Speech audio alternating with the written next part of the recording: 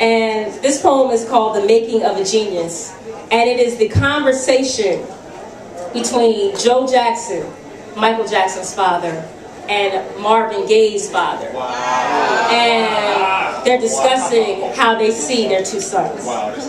And I just finished this maybe like 2 hours ago. Yeah. So, fresh off the plate. All right. All right, The Making of Geniuses, a conversation between Joe Jackson and Marvin Gaye Sr.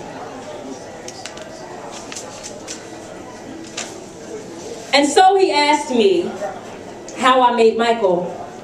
And I told him, Michael was the residue of a monarch butterfly's wing, a peacock feather of a sun with a ruby slippered soul. I swear the boy was born with a metronome's pulse.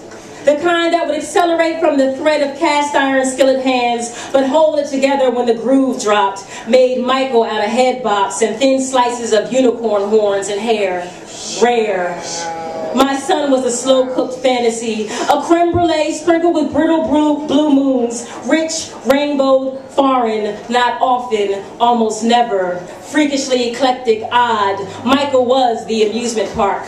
The attraction, the exhibit, the line, the weight, the turnstile, the harness, the drop, the slide, the upside down, the backward, the spin, the dip, the dive, the scream, the screech, the flash, made his legs the perfect union of hamster wheels and Manhattan suede.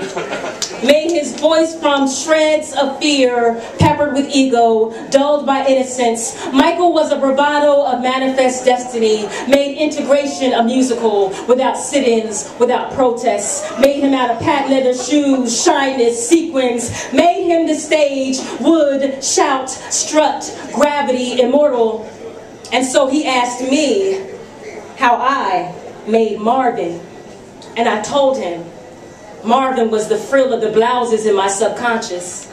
A Jesus fan, a Holy Ghost whisperer, a sanctified tongue, made him from bylaws and belts, nervous twitches and put-downs. Marvin was made from revenge, brewed in an attention-seeking cauldron.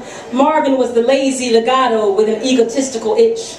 A vineyard and rolling hill of smooth doo-wop and a conch, a moon glow, a soul glow, a solo, and addiction, a cannabis seed, a coke nail in the church. Marvin was made from saints, gospels, relics, forbidden fruit, bitter roots, envious herbs, and my own incompetence. Made him man because I wasn't. Made him by accident.